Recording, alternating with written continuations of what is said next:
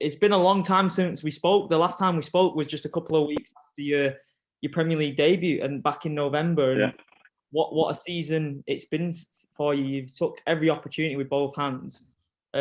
Just talk to me about the position you're in now compared to back then, since that Aston Villa game when you got that Premier League Man of the Match. Yeah. The debut was against West Ham. Understandable why you got them confused. Yeah. So I think since then, obviously, I've just played a lot more games, and obviously we went through what we did towards the end of the season and like trying to achieve a Champions League qualification. And I think over that time, the more I played, the more confident I got, the more comfortable I got.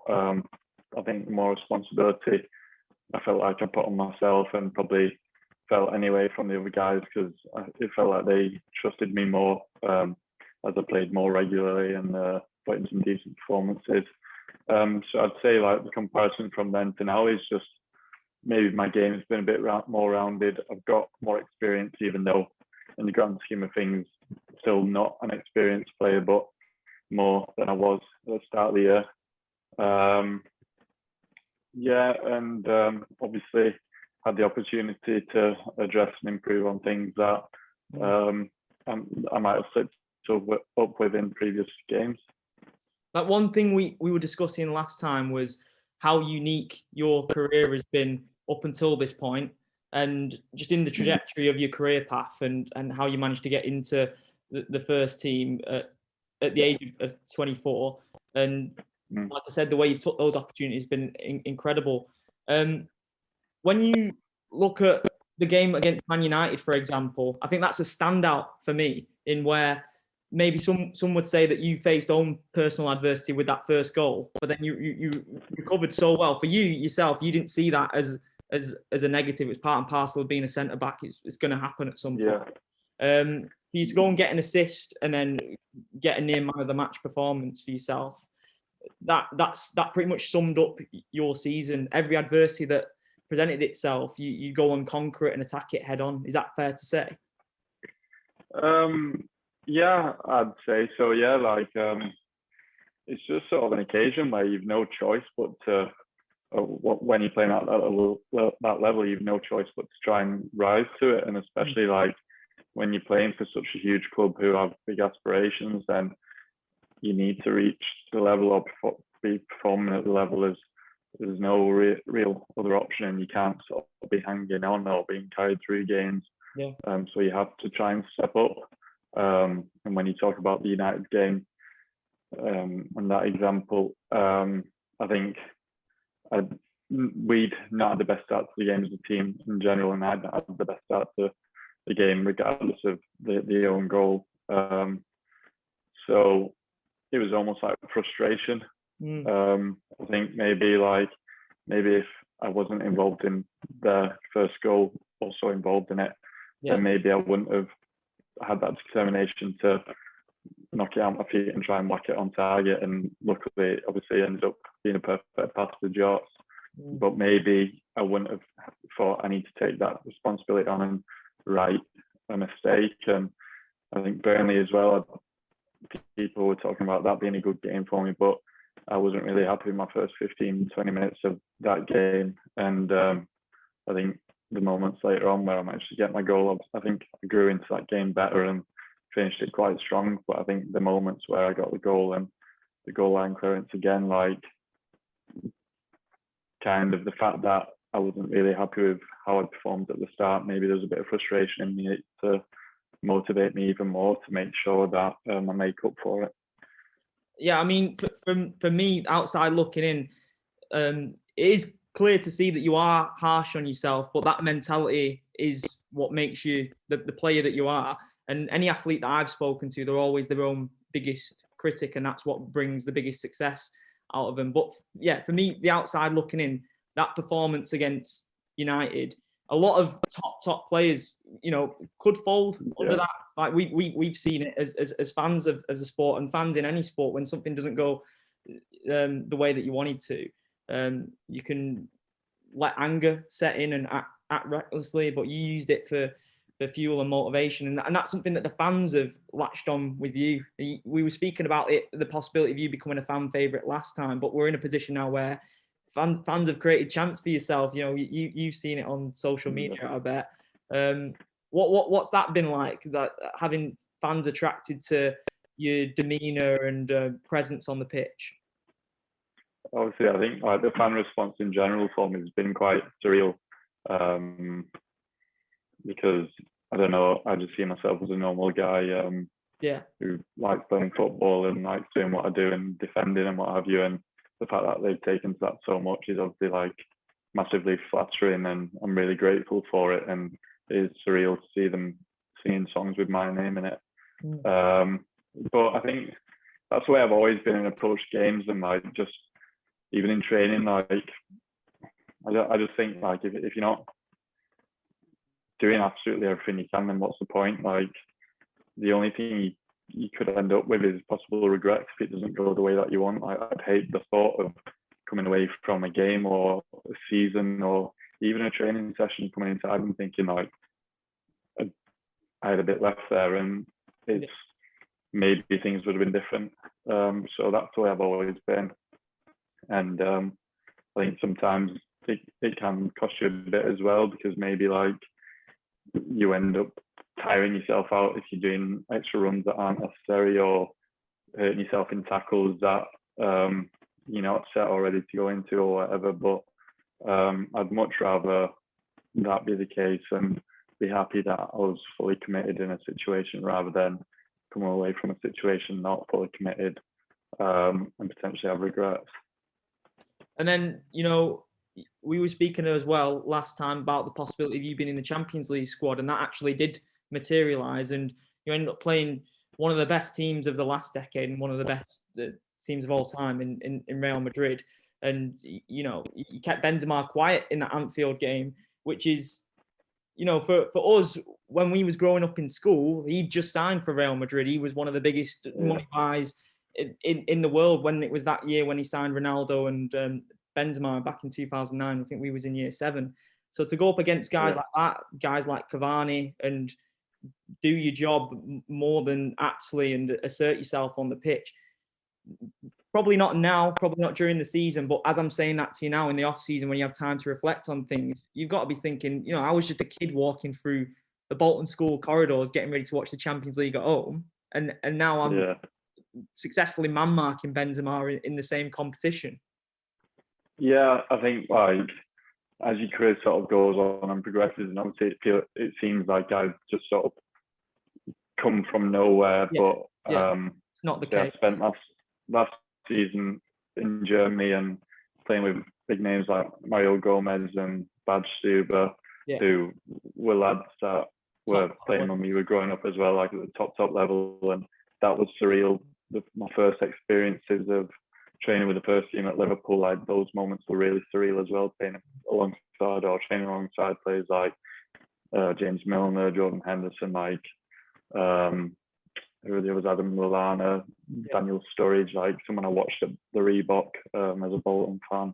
Like to then go and train and play alongside them as well. Like those are sort of those little surreal moments where you, as a kid, like if you told yourself as a kid that would be happening, you wouldn't believe it. And I think the more you sort of experience those moments, and like the more it's sort of downplayed for future occasions. So obviously, like coming up against Benzema and that Madrid side was something that like belongs in that category that I'm talking about. But at the same time, especially going into the game, you don't want to pay too much attention to it, because at the end of the day, it's a game of football. They're guys who do the same career as you, get the same ball. You know what I mean? And you want to make sure that you're in the best sort of frame of mind to perform. So that's sort of the way I approached it. And obviously now, on reflection, when I see the pictures and stuff, then the result didn't go the way we wanted it to, and it was a really frustrating tie, especially after the first leg, and then how we managed to play in the second leg. And there was a lot of frustration for us, I think, because we'd shown ourselves in the second leg that we were capable of beating them and going through. but to have that experience under the belt and to have experienced it and played against those top players like Modric as well on the pitch, Cruz, like crazy. It's something that I can look back on and smile about and be proud of. But like you say, you don't think about it too much at the time because you just want to make sure that you're doing the job at hand and doing it to the best of your ability. And what about hearing that Champions League music when you're lining up, ready to go? That's got to be a dreamlike status, really, hasn't it? Yeah, well, it's funny because someone asked me about this as well, and a lot of my friends did as well after the game. Yeah. And this was after the Leipzig game. Yeah. And to be honest, like on that night, in that moment, I didn't even clock it. Like I didn't even notice I was playing when I was lining up because I was just so focused on the match and like sort of just talking myself through the things that I needed to do in the game and preparing myself for the game. And I was stood sort of like looking straight ahead. So even though like my ears are working and I'm looking out, behind my eyes there's different pictures and different thoughts going on because I was so focused on the game. But obviously, yeah, like I said, to have been involved in those games and have played at that level, it's something that I can always be proud of no matter what happens in my career and what I go on to do, and something that if you'd have told me when I was younger that I'd have been involved in those occasions, then I wouldn't have believed you. Yeah, it's awesome to see. It really is really cool to see. Just from your perspective, obviously it's really clear that you're a really well-disciplined athlete and your mind's not constantly ticking about what's next, not concentrating on what's happened before. Obviously this is your first off season as a Premier League player. So how do you go about approaching that? Because me personally, I've not worked with a lot of footballers. Like rugby guys tend to go and make the most of the break for the first month, and boxers do until the next fight and stuff. What does your schedule look like? Are you constantly maintaining fitness levels, or do you give yourself a bit of a break? So it will be the same as my break last year and the years before, which is we get sent through our training program, and that is like prescribed down to the T. So you know that as long as you follow that, then you're going to come back in good condition. If you want to do a bit more, then also do a bit more. I was doing a bit more in terms of like trying to improve on things football-wise last year in the off-season, and I'll be doing that again this year because I felt like it did help with an individual coach. So I did a very called last year, and he like we ran through some drills and stuff that I hadn't really done much of before because it was like really when you're growing up you don't do loads of individual sessions or training. So do you get that notification as well? Yeah, it just comes up sometimes, but it won't distract from anything. Don't worry. But do you find it? No, yeah, I'll carry on. Switch off, yeah. So like in general, the first 2 weeks, unless you've got a really short break, like some of the boys did last year, in general, the first 2 weeks after you finish the season, like it's just to switch off. It's not in the program to be doing anything. If you want to be doing stuff fitness wise, then you can do. And you know, I've had a few kicks and stuff because of yeah, nothing. So I'm behind. And, you know, I'll go and enjoy myself, meet up with friends that I've not seen for a while because obviously throughout the season we have to be really careful mixing and just avoid doing that really, avoid contact with people away from the club. So it's sort of been catching up with friends I've not seen for a while, family that I've not been able to see for a while. Yeah, try and get away as well. Obviously it's difficult this year and hopefully we'll try and get away still, but it's constantly changing. But yeah, in general, in the off season, as soon as the season's done, especially with how intense the end of the season was, it was like, right, relax, switch off completely, enjoy yourself. But it won't be long. I think it'll probably be this weekend where we start the process of training again to come back in the best shape and condition as possible for pre-season to go again. And once I'm doing that, then I'm fully invested. Like I said before, it's all in when I'm on with that. And I know your dad has always been a massive influence with you, and you said you watch footage back with him and you have conversations. What's his review of your season been? He must be absolutely over the moon for you. Yeah, he's really happy for me, and really happy with me and how I've done, and proud, I think. So he's, I mean, like that tune sort of remained the same throughout the year, even after games where I've not had my best performances, or there've been things that we both know I should have done better or whatever. He's still been really proud, really supportive, really happy for me. And I think as well, like, my dad's been there during the good moments, sort of like the positive little checkpoints that I've reached out the career, but also the bad moments where things haven't gone my way, or I've picked up injuries or whatever. So I think as well, because he's obviously seen that and he's been through it himself, and like been through seeing the dark side of the game, or like the tough side of the game that can be mentally challenging. So he understands it, and I think to see me do what I did last season, he's really happy that it's obviously looks like it's all turning out and becoming worth it. Good man. And are you going to be? Obviously, we're all going to be watching the Euros this summer. What's that like for you? Obviously, seeing so many teammates go out there, players that you've played alongside, whether it is for England or other participating countries. What's it going to be like this time, that knowing people so personally on and off the pitch? Yeah, I think to be honest, you're even more emotionally invested in it, because some of the guys are your teammates and you want them to do well. Like just the other night, I was absolutely gutted to see Trent have to come off the pitch with his injury, and like heartbroken for him. And I know he'll be gutted himself, because we've all seen how hard he's worked, and come up against a bit of adversity this year with not getting picked, and fight back and manage to get himself back into it, and for him then to lose that because of an injury, it's horrible to see. And in those moments, like when it's your teammate and your mate and the lad that you share a dressing room with, and you get along so well with, it's even more heartbreaking to see. And I think that's the same in general when you're watching the Euros, because you know these guys and you want them to do so well, and you want them to be happy and get success and be able to celebrate and have their hard work rewarded. Then you're even more emotionally invested, I would say.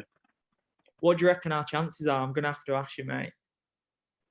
I think we've got a really good side this year, and like it looks like we've got some young lads as well who have been performing unbelievable over this last season. Like Jude Bellingham the other night was really impressive. Obviously, Foden's had a really good season, and as sort of seems like to me stepped it up another level this last year. Mason Mount had an unbelievable year at Chelsea. So like to see these guys who are young and performing on such a high level, and like putting in big performances as well, it's really promising for us all, like as a country, to see that, and I really hope we do it. You mentioned a few of the lads there who played in the Champions League final last week. That was one of the best games that I've watched all season, just in terms of a defensive and counter-attacking masterclass from Chelsea. Was that something that you thought could be very possible? Because from where I was standing, the only talk I was hearing, and obviously on TV, the pundits, Rio's talking about, he thinks City would get 2 or 3 past that Chelsea side with the way I'll be laid out. What were your thoughts heading into it, and did it match your expectations? I thought it was a very open race, and like obviously I'd heard that sort of talk as well, that people, I don't know, it felt like to me that Chelsea were like written off out of the game before it even started, and I couldn't really understand why that sort of dialogue was being had, because they ended up finished season strong after a tough start to the season, and putting in some impressive displays. And showed that they were a good side, and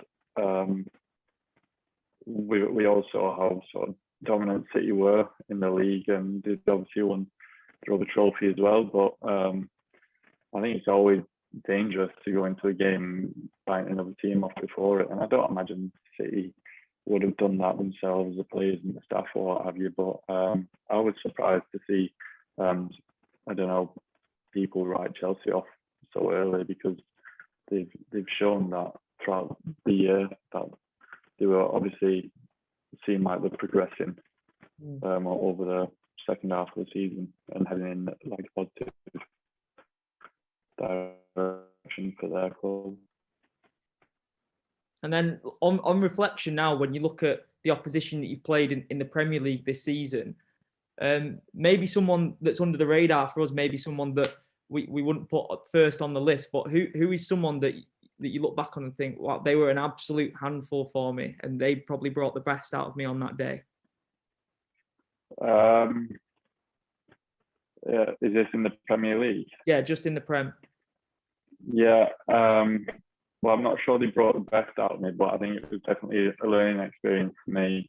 I think it was my third appearance in the Premier League against Newcastle away, and Callum Wilson gave me a tough time, and he rolled me on one of them, and then I've made the mistake of trying to step across him, and rather than just shepherd him, to which he sort of like used his body and held me off, and then I sort of took myself out of the game in the situation there. And then I think from that moment on, I think mentally maybe I was a little bit frantic, and I think he was just a real handful. He never really gave me a moment's peace, even when it didn't look like he was going to get on the end of the ball and it was coming through to me.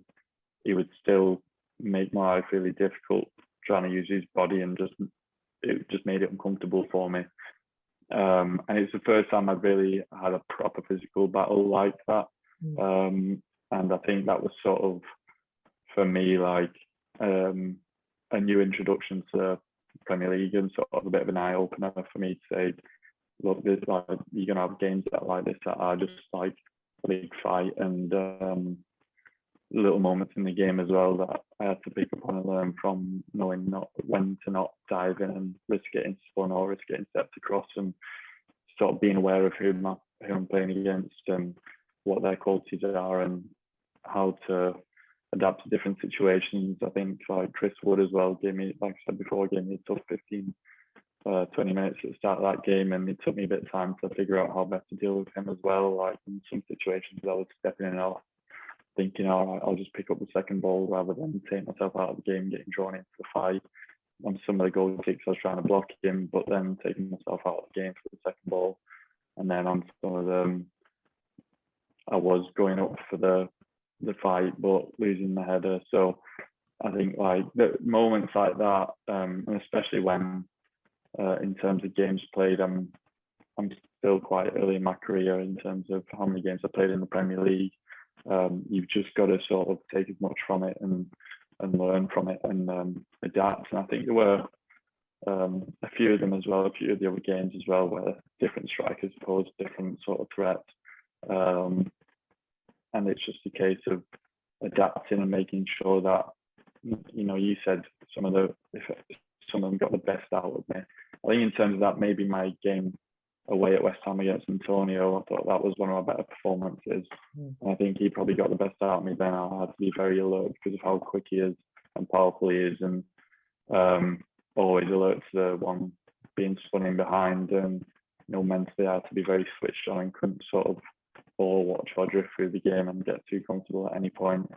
And then in other situations, I didn't necessarily have the best game on that day when I was going through it, but all those uncomfortable moments and difficult moments end up making you better in the long run, as long as you are aware of it and know that you need to learn from it and draw things from the experience.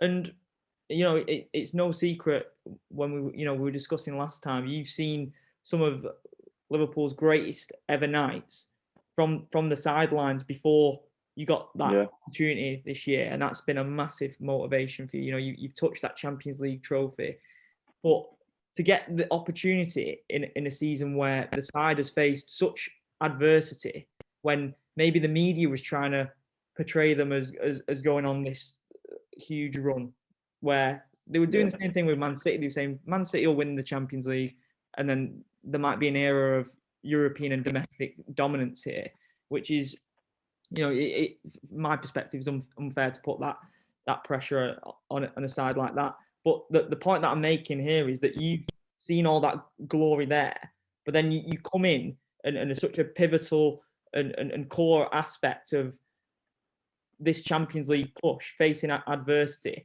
Is that arguably a better learning experience in coming to a side that is just winning constantly, that's expected to win, that you're part of a rebuilding process of one of the most beloved clubs in Europe, if you get my point? Potentially, because I think like at the time as well, there was a lot of talk about how much we were struggling, a lot of eyes on us and how we would respond and which way it was going to go, and sort of the Champions League push.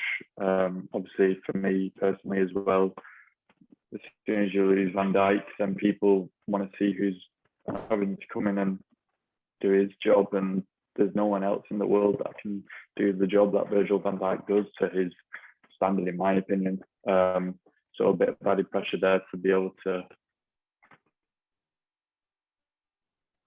put people's worries at ease when you've got to try and perform at the level that he does. So I think throughout the whole season, like you say, there was a decent amount of pressure and adversity, and it was just sort of like you had to front up to it, face up to it, and just take it head on. And it was almost like a toughening up experience, I'd say. Luckily for me, the previous year when I was in Germany, there was a lot of pressure on us there to get promotion. Like, not getting promoted wasn't an option. And I think just having that experience of that helped me certainly in the last 5 games or whatever, when we were going for that Champions League push, and it was like we have to win every single game, because we sort of experienced a similar situation when I was at fourth grade Stuttgart. So I think that helped. But yeah, I think the whole experience in general was something that I think will be huge for my development in general. And even if you look at my games from the start of the season to the end of the season, then for me, when I watched them, I improved so much throughout the season in different aspects, and having the confidence as well to like the comfort and, like you say, those moments where the United own goal, which wasn't actually given against me, and moments like that where it's a tough moment and having to face up to it and deal with it and then crack on with it. I think they will benefit anyone more than just having an easy ride. Yeah, no, I completely agree, mate. And just in terms of yourself and the way how you approach the sport, are you someone with clear goal setting? Is that something that you set out maybe for a season, week in or week out? How do you approach that?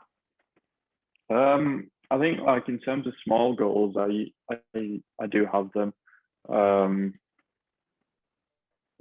Every game I go into, I want to have put in a level of performance whereby I could be considered man of the match, and it's not because, you know, I want the trophies or like the sticker.